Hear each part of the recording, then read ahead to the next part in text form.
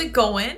Hello, everyone. I'm so excited to be joining you today with an extra special guest. Today is Angela McArdle, who was the chair of the Mises Caucus. I'm really excited to hear what she has to say because we really need that libertarian perspective now, I think, more than ever. And we're going to talk about what happened a couple days ago, and we're going to talk about some practical possible solutions for it. Even though it is a tough topic, we're going to get through it, and it's going to be great. Angela is a wonderful lady. I really enjoyed meeting her when she was at Timcast, and she's a very supportive and engaging person with a lot of great ideas. So let's hop over to it. Hi, Angela. How are you? Hey, I'm doing great. Thanks for having me. Awesome. I know you're a little bit under the weather. Thanks for coming on anyway and powering through. I think we're going to be just fine, hopefully, and we can keep it however short you need to. So what have you been up to, Angela? What have you been talking about? I've been recovering from a cold, so tissues right here. That's Good times. That's what I've been dealing with. What have I been up to? A lot of stuff with the National Libertarian Party.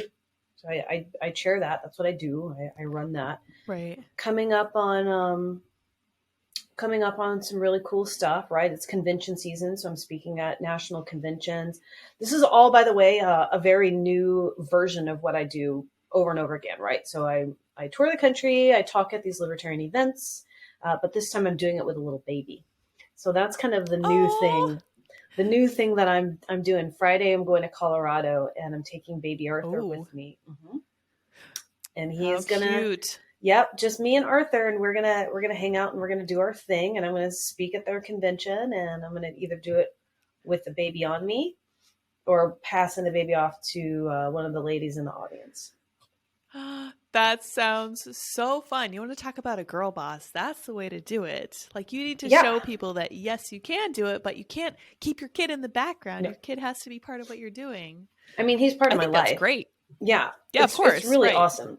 So like in February, I love that. I planned this huge anti-war rally in DC with some other anti-war groups. It was a really amazing, beautiful coalition event. But the thing that was like kind of awesome about it from, my personal perspective is that Arthur, who's just shy of 4 months old now, he's still really small. We started planning it before he was born, and I had him. And so he was like part of the process and part of the whole experience.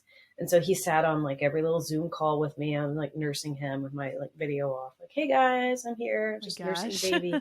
And then he went with me, and he was backstage in the green room the whole time. And so I would run back and forth in between introducing speakers and like feed him, check on him. Dad was watching him, which was great. And then I got to bring him on stage at one point, because I was like, he's been back there the whole time. Like, let's walk him around. He's an engaging little baby. He wants to see things. And so he got to help me thank Ron Paul for coming out and at the end of the event. So yeah, I've been doing my normal routine, right? Like my normal life, but with a baby, which is kind of interesting. That's so cool. And this baby has already accomplished more than I have, which is like meeting Ron Paul. That's so cool. That's awesome. I'm really glad that to hear that you're doing that with him. I think that's really that's a trendsetter move. Honestly, that's seriously role model material, because I think women think that they can only be at home with the kids, or they can be out doing what they want to do, but you are making it look possible. So more power to you. And I'm sure we're going to be talking about family and stuff, and I'm stoked. So let's talk about the depressing stuff first, and then we can get into the rest of it. So you guys all know that a couple days ago, there was an attack on a Christian school in Nashville, by a person who was apparently deeply mentally unsettled and obviously incredibly set on revenge on life, which Jordan Peterson talks a lot about. He talked about the Columbine attackers as well, but very, very sad, incredibly troubling. Thankfully, the Nashville PD did a great job tackling that. Angela, I've been seeing a lot of libertarian pushback against some of this very deep concern about attacks like this in the future. So what is the best thing we can say to reassure people who are typically strongly pro-gun, who are now like, oh my gosh, that's scary. Maybe we should have more red flag laws. What is a good way to tackle this? I know that's a huge question. I mean, yeah, there's a lot of different ways to tackle it. And I think that when it comes to this sort of issue, like you need sort of a comprehensive discussion, because there is no quick fix to any of this stuff. Like it's terrible. So like you can't undo what happened, right? You can be mindful of how you talk about it. From my perspective, I would want to give the family privacy and not put them under a microscope, because certain famous friend of ours did that one time with a shooting, and that didn't go over well. So it's like learn from the past. Don't repeat those mistakes. We need to have a talk about the mental health state of things in this country, and I think that is not really discussed enough, because it's not PC, or it doesn't seem urgent enough. Like it's more juicy to jump on, like, oh, cry about the children, which is sad, Point but fingers. yeah. Scream about legislation and approach it from a very political stance, because it's just easier to say, okay, vote for this bill, don't vote for that bill, things like that. And it's easier to villainize people. And instead, I think that we really need to be more introspective and say, what's happening here in the United States culturally, that we have this weird school shooting phenomenon, because we don't necessarily see this in other European countries. Like we don't see this in the Western world repeated very much, and it's here, and it's very specific too. It's not grocery store shootings. We see violence happen occasionally, like in other places like grocery stores, but it's school shootings, and I think that's really weird. And I think the right approach is to start by really examining, why do we see this happen? Right. That's a good place to start, I think, for sure. And you mentioned the cultural aspect, and I really think this is the conclusion I reached, and this is partly what troubles me. I think this, first of all, has to be solved from the ground up, which is kind of depressing, because that means it's going to take a really long time. Correct. I think in the meantime, we could all be really careful about our surroundings. We could teach our children how to be safe in dealing with people who appear to be unsettled. We can take measures to defend ourselves and live in places that allow us to do that. But I think fixing this problem is going to take decades. And it's interesting to me, because you're correct about this really only happening in the US, but this is very recent, right? Yeah, 90s. So you see right, exactly. Yeah, this started, I want to say 90s. 1999. Yeah, late 90s with Columbine. Yep. And then that made those people famous. And I think a lot of people who were already unstable and looking for vengeance really kind of jumped on the trend, and this kind of, made everything way worse. And the other thing that I've noticed, this is something the Daily Wire is really good about this. The Daily Wire will not say the name of the perpetrator. Good. And I think that's such a good policy, right? Because that's what we saw with Columbine, and it made these people think that this was a way to be memorialized. Like, well, if this will be my last act in life, then I'm going to do something real darn memorable, So I think there's also obviously an issue with the media doing this. But Angela, do you think there's any political gain to actually fixing this problem? Because I'm not sure there is. Well, I mean, I think there's a political gain for anybody who's an advocate of the Second Amendment. Like, you fix it, and then, gun rights are not going to be as aggressively under attack.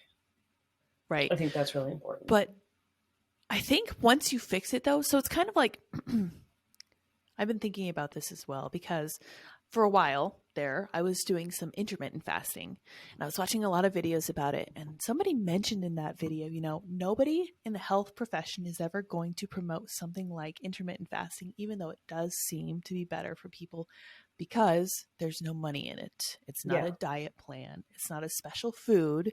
You're just not doing something. And I think that the concept of freedom is very much the same when it comes to politics, because if you give people their freedom, they don't need you. Like, they really don't. They're kind of just going to go out and do their own thing, and then they can defend themselves or they can not, and they can take the consequences for their own actions, but you're less important. So I think it kind of disincentivizes, because I was thinking about how much of a wedge issue this is, and then I was like, well, is there really even going to be anybody who's interested in fixing the problem? And laying aside the fact that I don't think it can be fixed from the top down, I don't think there is incentive to even try, I think Oh, from I don't politicians? know. No, I don't Oh think yeah, so. yeah, I yeah. mean, I think that, let's see, the most generous take I could probably give would be to say that there are gun rights groups who would be interested in fixing it, and they're very politically active, but I don't think anyone in elected office right now is incentivized to fix it. I mean, because from the conservative gun side, like they can't, right? Like there's not going to be any way for them to get credit for it, and it's a project that would be happening outside of the scope of their like actual political work. Because I think this needs to be like a community grassroots mental health thing. So even if they want to, it's just not, you know, it's just not within their purview. And obviously, on the side of gun control, like, they're not interested in fixing this. Like they want to see guns banned. That's what they want. Yeah. I think you're right, but at the same time I also think that the left really likes the understanding that even their attempts to fix it are not actually going to fix it. Because I don't know if you Yeah. remember, but Joe Biden very recently passed huge gun control legislation and it did nothing. No, And no. we're not talking about that anymore. Excuse me. We're on to just pushing the next form of gun control. So it's like they'll always have this thing to fight against, right? So they know this isn't going to solve the problem, but they keep pushing it because it gives them more control. Yeah. And I think that's at the end of the day what they're going for. Is there a libertarian approach to something like solving the violence problem we have in this country? I mean, I think that, yeah, and it's really starting by focusing on like mental health issues, and it's community based. It's got to Yeah. be community based, and it's got to be kind of an organic movement. So, like, what are some of the things that happen, right? So, not in every situation, but a lot of situations, you have aggressive bullying and kids who feel um, very bullied. You have some home life issues in a lot of these cases, and they're not all going to be exactly the same. Sometimes these kids come from like perfect homes, but sometimes they come from homes where it looks on the outside like, oh, perfect family life, and then you find the kid felt very neglected. That they were not in touch with their family. No one was getting abused or getting, like beaten with a whip, but they were just Yeah. totally disconnected. And I think that's probably a big part of it is parental alienation, even when you're in the same household. What else, man? There's so much. Personal responsibility also seems to sort of go out the window. We have sort of like a nihilistic teenage culture. Kids need to feel like they belong and like they're doing something that's worthwhile, because there's so many of these people Yes. leave manifesto notes that say, like, my life is meaningless, I just want to die. It sounds, Mm. like a miserable existence, and like there's a serious existential crisis going on. So we probably sort Yeah. of need to meet their needs for purpose and fulfillment.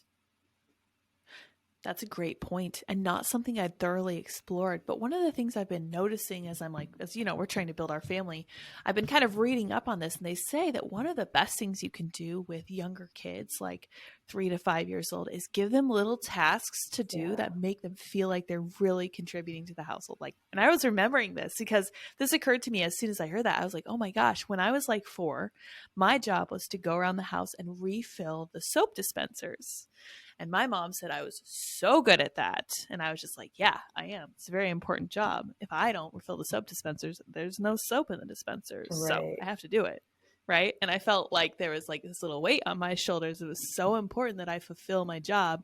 Otherwise, my family would not have soap. So I love that because it was like, yes, I am contributing. What I do matters. If I weren't here, this wouldn't get done. Right. Therefore, I need to be here. Someone's depending on me. And I love that idea of bringing that into your kids' lives and then kind of sustaining it over the course of their childhood and into their teen years. Like a teen could have a lot of tasks that they could do. And you could give them a little allowance if you want to. That was one of the things my parents did too. They were like, hey, if you get all your chores done, give you a little allowance. If you ask for it, you have to follow up. So that was something we did too. And that worked really well too. But I think so many children get forgotten, and I'm Yep. not sure why, but I'm going to go out on a limb here and blame state schools a little bit. I don't know if Mm-hmm. you're going to agree with me on this one. I'm assuming that you don't have any great love for state schools. Not so much. No. No. Yeah, I don't either. I was really lucky I never had to set foot in a public It's so school. My nice. parents worked so hard to keep us out of public school. Yeah, and I felt I did feel somewhat lonely and isolated. I wish that I had more friends when I was little, but at the same time, I was never abused, never molested. Those bad things didn't happen to me. Plus, I wasn't exposed to these horrible ideas for 8 to 10 hours every single day. So I think it was really a wonderful choice on my parents' part, but not everybody's parent is like that. So, yeah, how do we kind of create that community? Do we just need to break it into smaller chunks where Yeah, communities are just looking out for each other more? I think so. I mean, I think we need to start thinking about like what is a community culture? You know, like what is a culture of good parenting? I think the reason sometimes like Gen X parents especially sort of react a certain way is that they conflate like authoritarian parenting style with authoritative. So authoritarian is very top Mm, down. There is no like exchange. It's just do as I say, do what I say, do what I say. Authoritative is like, you know, like, look, I'm the authority here, and I'm coming from a place of wisdom, but you still get some feedback, and sometimes we're going to negotiate, and I value your opinion, and the reason I'm doing things like it gets explained. Um, and I think that a lot of parents, when they see their kids sort of reacting and going through like hormonal changes in puberty that are perfectly normal, and like they're like, oh, I just should be hands off, right? This kid is just really upset. I just need to completely check out of them. And it's like that's not really the mm, case, you know. Like you have to just sort of you signed up for this. You're having kids. yeah. They're going to go through some tough times. They're going to have sometimes a surly attitude or whatever. And you got to use your best judgment on when to engage with them and how to engage with them. And like sometimes they really need to like lean into having some responsibility, especially if they're getting bullied at school or if they are feeling isolated, if they're not in school and they don't have friends. Like they kind of need a parent. It's just on you to figure out the best way to engage with them. And I think Yeah. that I don't see that very much. I don't see a lot of people talk about like how to be a good parent and how to be a good mentor for your kids. And that would be a great place for us to start. That's great. I think it needs to start a little bit earlier than that, too, though. I Sure. think we need to emphasize the importance of like the stable nuclear family, like having Yeah. dad there and Yeah. having that bond that the parents have. It's just so important. And I think that laying that foundation, I think that a lot of people point fingers at no fault divorce. And I am kind of inclined to agree with them because I like the idea of people being able to do whatever they want ultimately. But when you tie your life with someone else, you have a responsibility to that person. And then severing that bond, especially when it hurts children, should be culturally disincentivized. I don't necessarily think that should come from the top down either, but there should be Right. like this societal understanding that if you tie the knot, you're going to stay married because your kids need you to, and you're going to figure it out whatever happens as you go along.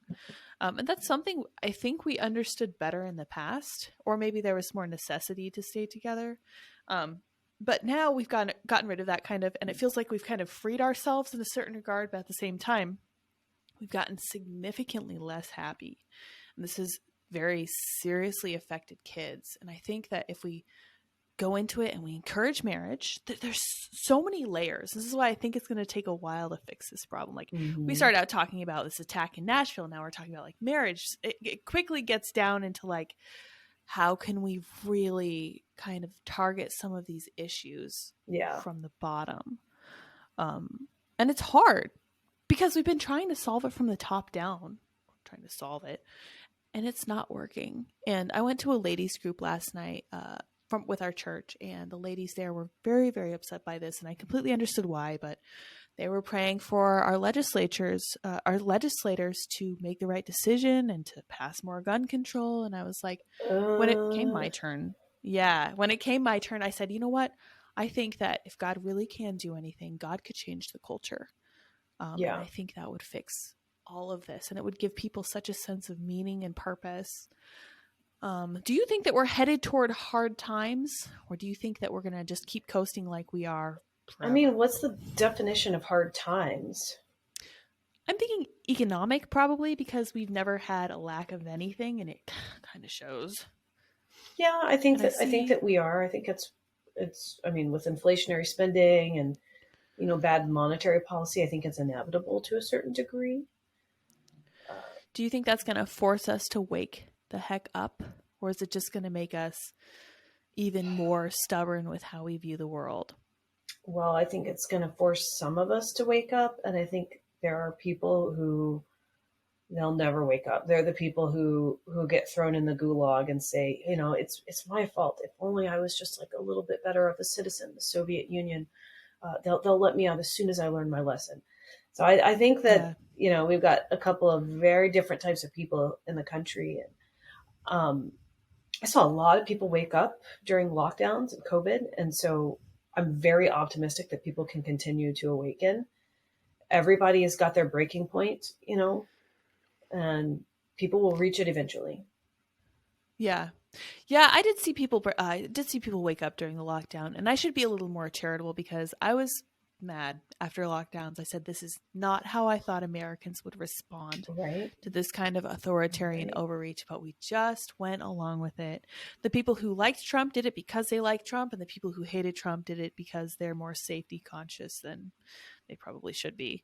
But I do think that a lot of people did wake up. And I think you're right about like the people who would just be resigned to it. But I think it's worse than that. I think those would be the people who would be like in the Soviet Union. Those people would be the informants, like one out of 5 people in the Soviet Union were the informants. And you can see that now on social media. I can see some of this tattletale mentality, but that disturbs me a little bit. But at the same time, I too am optimistic in a strange way because my overarching philosophy is that, the cycle is that hard times make good men make good times. Strong men make good times make weak men make hard times. So I think that we just had some really good times, and it's resulted in, if you look at the people all around us, some pretty weak people, and that is going to lead us directly into hard times. I don't know what it's going to look like. I do think it'll be economic, since we've been off the gold standard for forever now and been crazy with our monetary policy, but I think that it's going to make us, those of us who are like actually familiar with what it might look like, much better, much stronger. Our kids are going to be very strong. And that's kind of what I've been saying as I go. I'm like, hey, you know what? Going into some hard times, that means our kids are going to be super strong. I'm like, oh, it's a silver lining, right? I guess. But I don't think right now that there's a way to stave it off. I think it's going to happen, and that's okay. I think that we need to be okay with it, and then we can kind of pick up the pieces and salvage it. I don't know if it's going to look like it used to look in 1776, but I don't know. It's a little bit unsettling to think about where it could go. But I think that if we promote the idea of family and the importance of marriage and all this stuff. Now, another thing I wanted to mention on that topic before we move on, there was a Fox article about family and patriotism and how nobody is interested in any of that stuff anymore. And it really unsettled me. So let me see if I can pull that up. Fox News. I don't think I'm going to be able to put it on the screen because I'm unfamiliar with Riverside just yet. Drop in patriotism and tolerance in the U.S. is a wake-up call and a Christmas present to these key players. Interesting. So this is basically from a Wall Street Journal poll. Contains findings about American life that are downright scary. And I think that is a good analysis. So they were talking about patriotism, tolerance, religious observance, and community involvement. They are all on steep declines, according to new polling published in the Wall Street Journal. And if we are being honest, the results are scary. I completely agree. What do you think about that? Is it scary, or do you feel like it's actually on the right direction? I think it's par for the course. Like, I agree. I don't think it's frightening, but this is the trend that we've been seeing. Like, it's been on the decline for a while. Yeah, so absolutely. I think this is sort of related back to the point that you made previously, right? Like, we need to start fostering a culture of community engagement. There are going to be people who are just not interested. They're like, ooh, sign me up. I want to be the community snitch. Like, I want to work for the gulag. Yep. But the rest of us, we're going to get tighter and we're going to get better. And then when really hard times do come, we're going to be better prepared for it. Even if things get horrible, right. We're going to be like ready to rock. I think you're right. Well, let me go ahead and read a little bit of this article and we'll just have you listen and get your 2 cents after that. The declining numbers in almost every area of civic life are not just a threat in civility and social cohesion, they are a threat to America's national security. Interesting. The numbers strike a stark and quite serious chord. In 1998, 70% of Americans surveyed said that the patriotism was a very important for them. Oh my gosh, I can't read today. Please forgive me. 70% of Americans surveyed said that patriotism was very important to them. There you go. Today, just 38%, and that's down from 61% in just 4 years. Oh my gosh, that's so fast, and I was not even aware of that super steep decline. There are similar deep dips in the numbers for how important religion, down 33%, or community involvement, down 35%, are. In fact, the only object that has surged in importance according to the polling is money, which gained a cool 12%. Wow. Perhaps the most shocking and dangerous result of the survey involves tolerance of others and their views.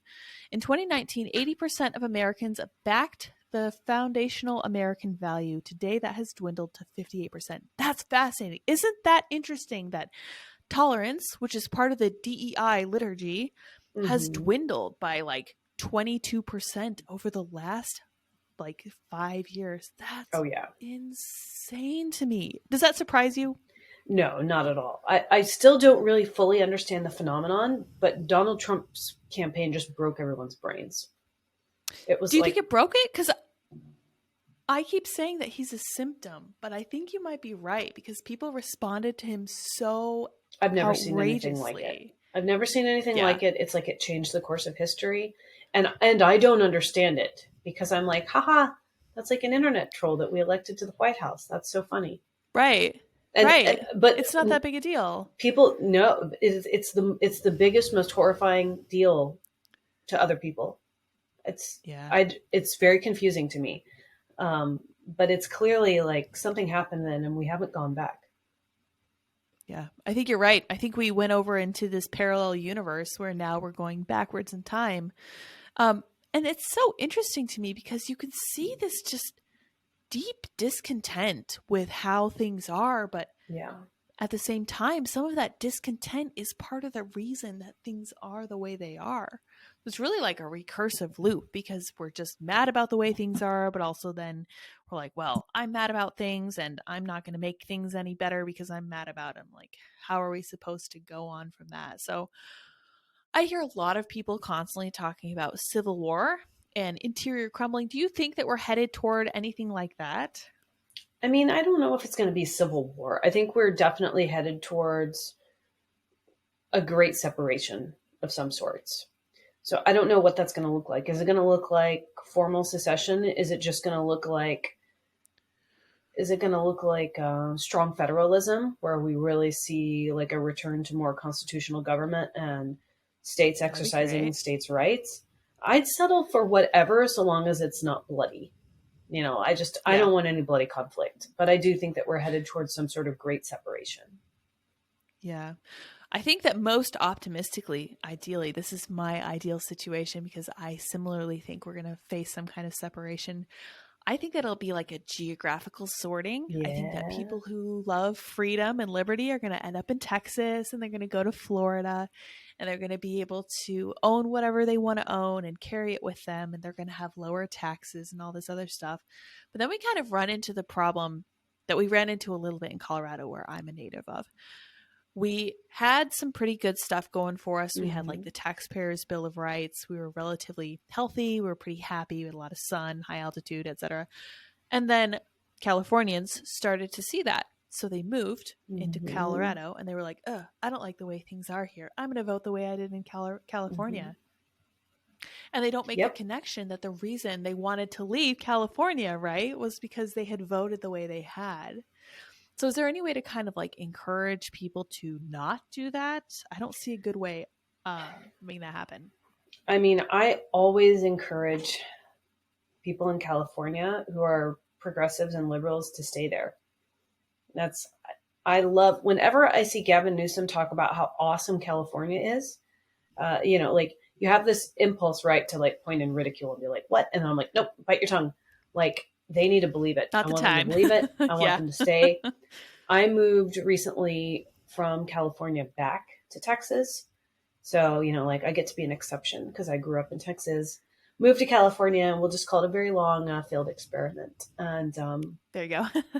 you're right, though, as far as people moving into places where they geographically just fit in more, like it makes sense.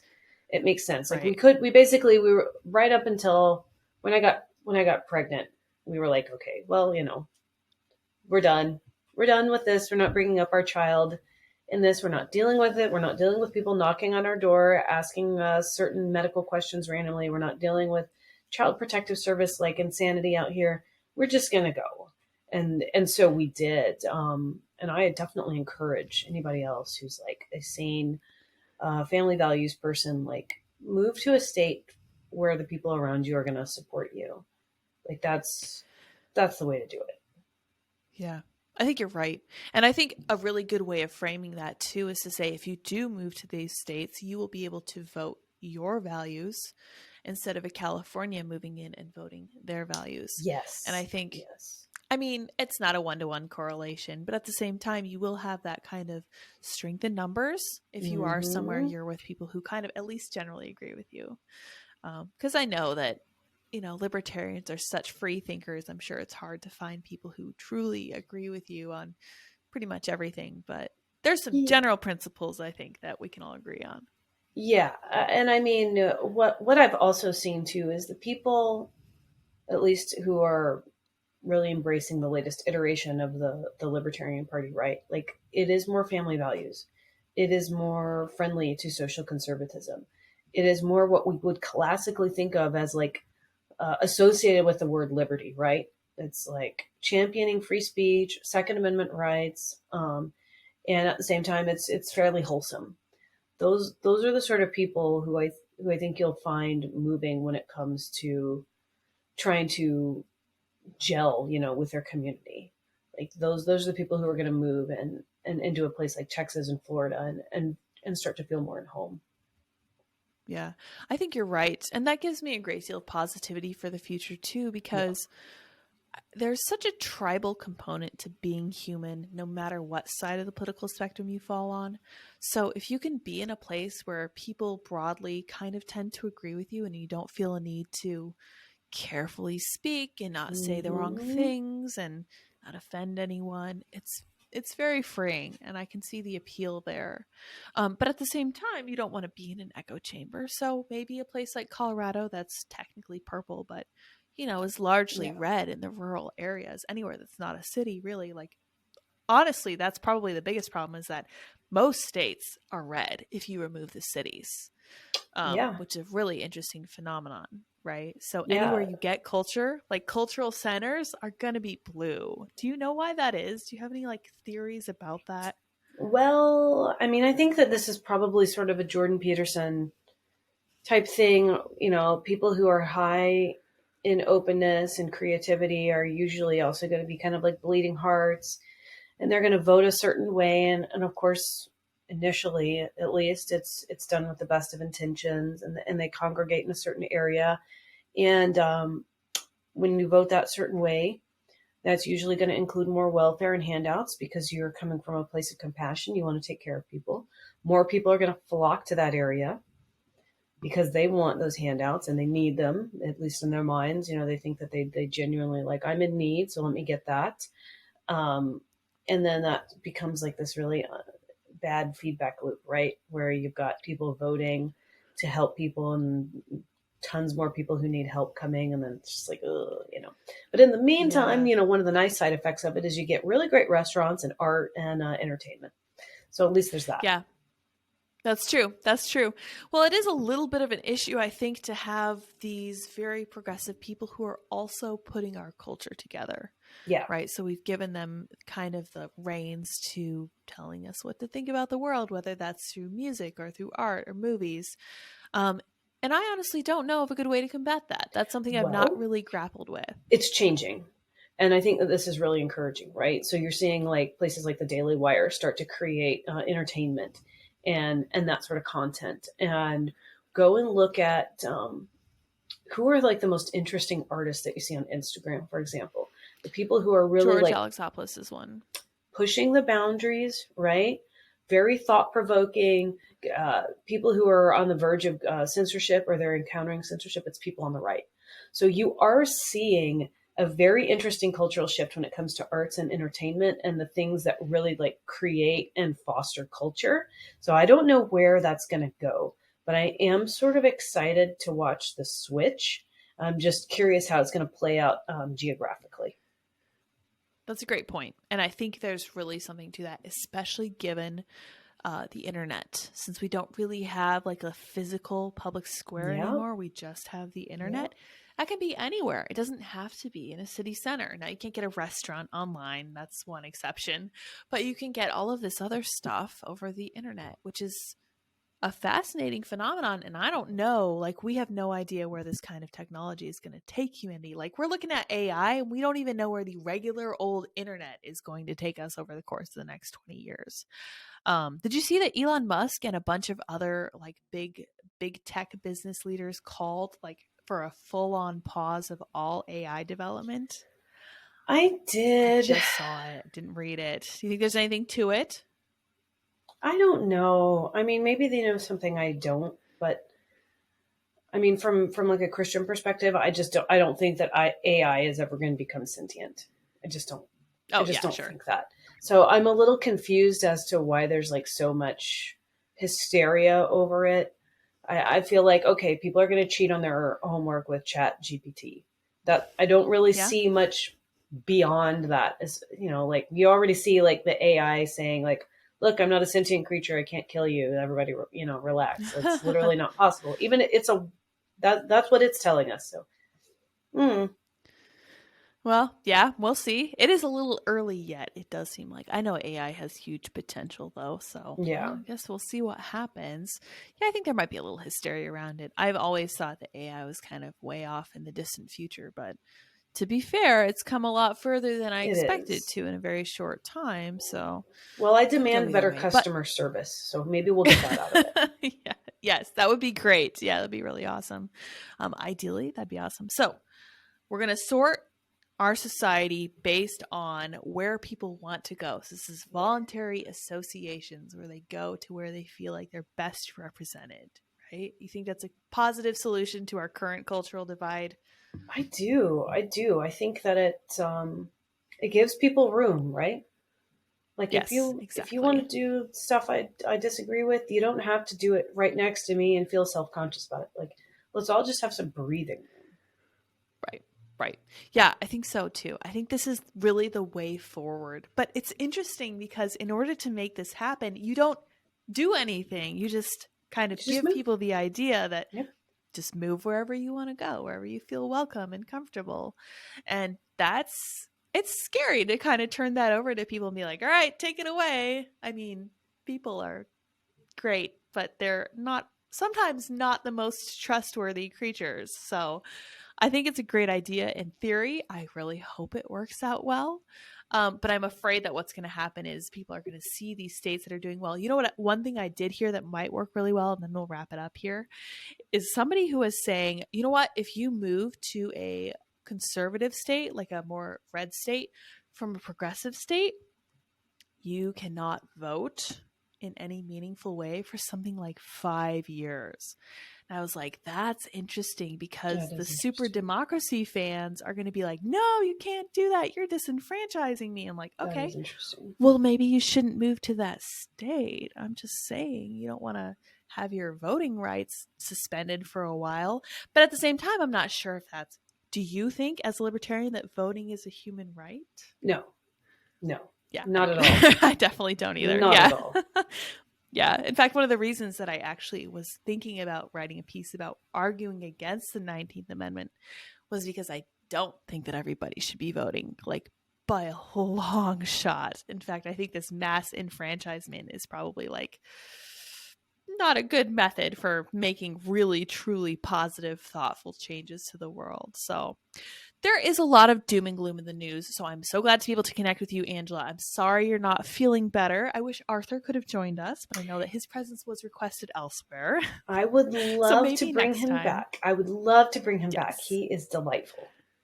He is so cute. We see pictures of him occasionally, and he's just adorable. So I'm also very glad that you're making motherhood cool again by taking him with you everywhere you go. I honestly think that's far more progressive than pretty much anything that these progressive feminists do. More power to you. I hope you aren't wearing yourself thin with that. That does sound challenging. I am super impressed. Good for you. Are you planning on having more kids? I hope. We need more libertarians. Yep. We're gonna have at least one more. We're gonna do 2, and then we're gonna see how it goes. You know, I'm not saying no to 3. I'm not saying no. Okay, cool. Well, that's really exciting. I love seeing people having babies. I saw a tweet go by in my feed earlier today saying that, you know, I know people, like 15 different people who are getting engaged and having kids. It's a very positive sign, and I can't help feeling the same. I know it's spring, so maybe there's like a physiological aspect to feeling more positive with more sunlight, but it really feels like people are starting to notice that maybe the key to meaning and fulfillment is to build families and build culture. So I am very happy to see that. So, Angela, do you want to leave a plug for anything you're working on right now? You said you're going to be in Colorado. Yeah, I'll be at the Colorado Libertarian Party state convention this weekend. Next week, I'll be speaking at the Independent National Convention, which is a great place for people who are politically homeless or independent-minded. That's inc23.us. Cool. And yeah, as always, you can find me on Twitter, Substack, and Locals. Very cool. Well, Angela, thank you so much for joining us. We will let you go since you are a little sick. We'll get you back next time when you're feeling a lot better. Thank you, everybody, so much for joining us today. This will be up hopefully today about 6 p.m. Yesterday, we were a little bit late because we're still figuring out the Riverside editing thing, but Andy's fantastic. We're going to get it figured out. Angela, much appreciated. We'll see you next time. Thanks. And until next time, bye, guys.